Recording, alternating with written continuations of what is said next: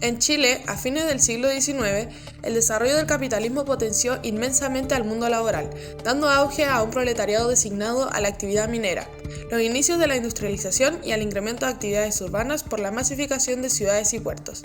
También crece el aparato estatal, los poderes del Estado, que sumado implica a la adhesión, además de trabajadores obreros, a los denominados trabajadores de cuello y corbata, trabajo de esfuerzo intelectual por sobre el físico. Junto con estos cambios tan vehementes, las condiciones de trabajo no estaban reguladas, originando el aborrecimiento a las condiciones indignas a las que se veían expuestos los trabajadores.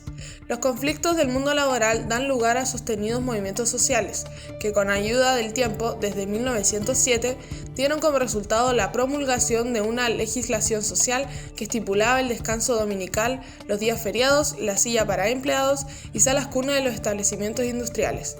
Pero esto no cubriría la protección en caso de enfermedades o accidentes laborales, tampoco la creación de sindicatos ni desarrollo de huelgas con mecanismos de solución de conflictos. En 1920, con Arturo Alessandri como presidente, que intenta armonizar las relaciones entre el capital y el trabajo, pero debido a los intereses de los parlamentarios de su gobierno por aumentar la dieta parlamentaria, las leyes laborales fueron dejadas a un lado. Es por eso mismo que el 4 de septiembre de 1924 ocurre un episodio conocido como Ruido de Sables, donde la oficialidad del ejército desafiaron y exigieron la tramitación inmediata de leyes del trabajo, entre otras leyes. Es el 8 de septiembre de 1924 cuando el Congreso aprobó todos los proyectos, por un miedo a que se desencadenara un golpe militar. Entre ellos se fijó 8 horas de jornada laboral, limitaciones para trabajo femenino e infantil, la creación de la inspección del trabajo, seguros de indemnización por accidentes, la creación de tribunales de conciliación y arbitraje, entre otros. Durante el mandato del general Carlos Ibáñez del Campo, en 1927, se comienza a aplicar la nueva legislación laboral. Incluso se aprueba, el 6 de febrero de 1931, el Código del Trabajo, constituido por 14 leyes y decretos de leyes sobre el mundo laboral. Hoy en día aún existen problemas en el ámbito del trabajo que acomplejan la vida de los involucrados. Ahora tenemos un testimonio de una víctima que accedió a contarnos sobre su impactante experiencia. ¿Podría contarnos un poco sobre su experiencia? Claro, Dígame, ¿cuándo ocurrió esto? llevaba un tiempo corriendo, pero fue como por septiembre del 2019.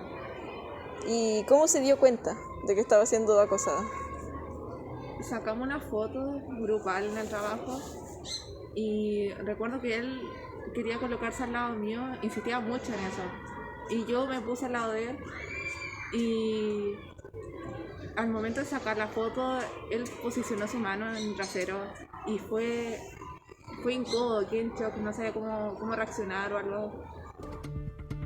Según el inciso segundo del artículo 2 del Código del Trabajo, el acoso laboral es toda conducta que constituya agresión u hostigamiento, ejercida por el empleador o por uno o más trabajadores, en contra de uno u otros por cualquier medio, y que tenga como resultado para él o los afectados menoscabo, maltrato o humillación, o bien que amenace o perjudique su situación laboral o sus oportunidades en el empleo, siempre que todas estas conductas se practiquen de forma reiterada.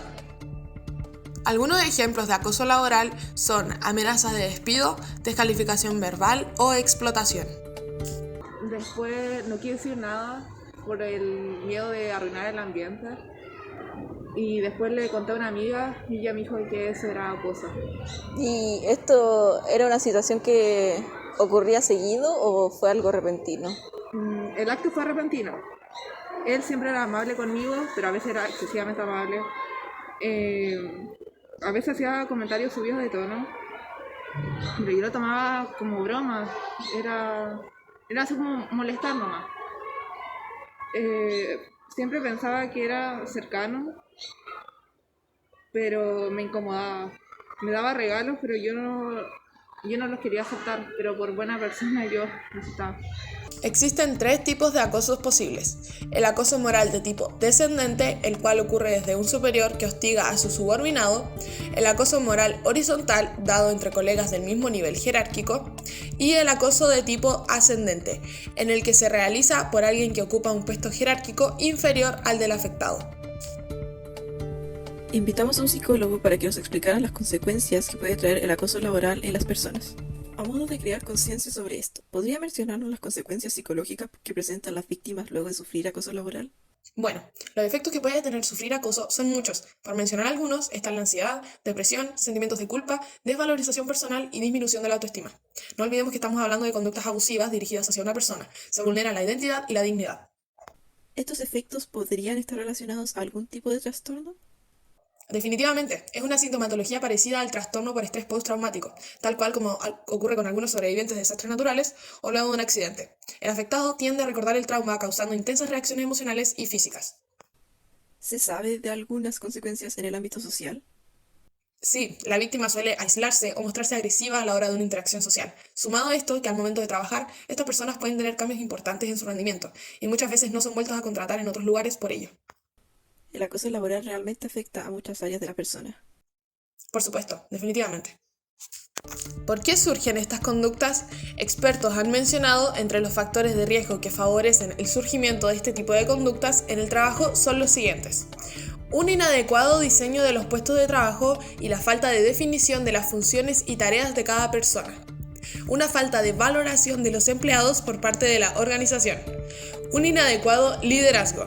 Sistemas de comunicación ineficaces. Falta de participación de los trabajadores en la toma de decisiones. Lugares de trabajo con exposición a altos niveles de exigencias y presiones. Inexistencia de políticas de manejo y solución de conflictos. Falta de políticas sancionadoras de las direcciones de la organización para las conductas de acoso. Ahora saldremos a la calle a preguntarle a la gente qué opina sobre el acoso laboral. Dígame usted, ¿qué es el acoso laboral? ¿El acoso laboral? ¿Sí? ¿Qué opina Bueno, usted? déjeme decirle que yo podría describirlo más allá de las palabras, porque a mí me ha pasado personalmente. Mi hijo aquí a mi lado es sordo y en el trabajo se aprovechan de él, fíjese, le pegan, le escupen, le dicen cosas feas y él no entiende, se aprovechan de él. Así que sí, yo sí sé qué es el acoso laboral. ¿Usted sabe qué es el acoso laboral?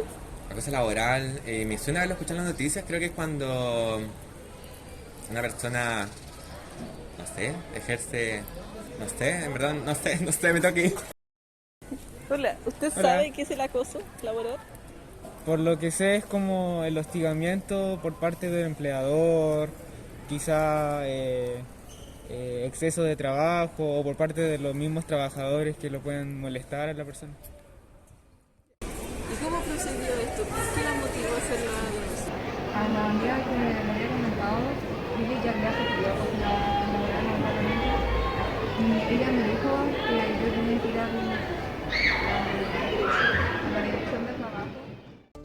Citando lo que nos dice el MINTRAP, en Chile la relación social de acoso laboral ha sido legalmente reconocida y penalizada por la ley número 20.607, publicada en el Diario Oficial el 8 de agosto de 2012, que modifica los artículos 2, 160 y 171 del Código del Trabajo.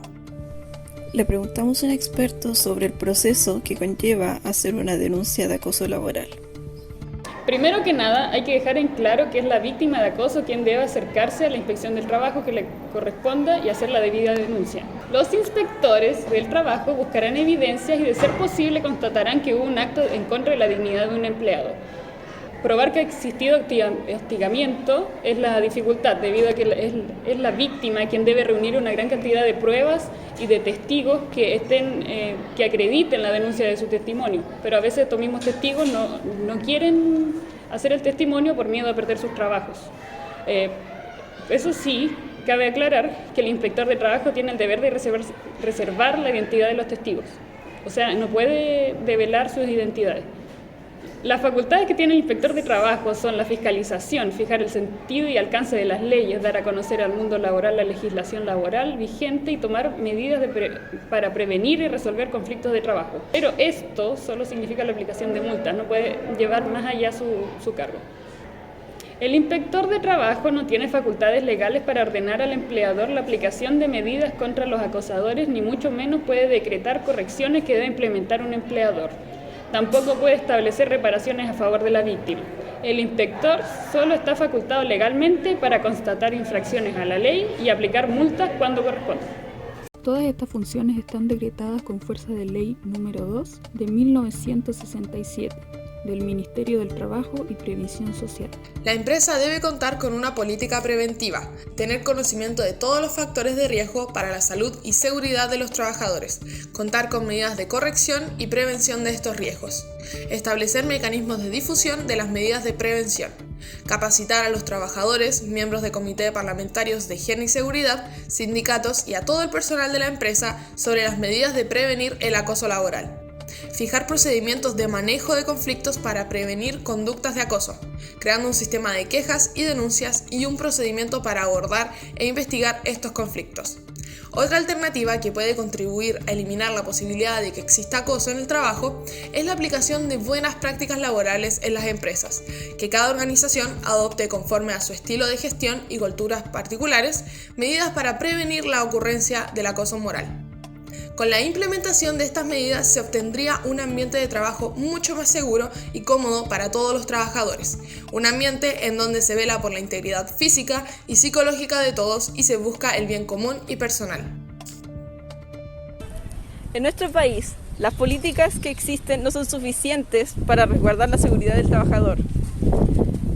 Como lo dice uno de los derechos humanos, derecho a la integridad y seguridad personal, donde se busca una sociedad más justa, en cual las personas vivan con dignidad y sean respetadas.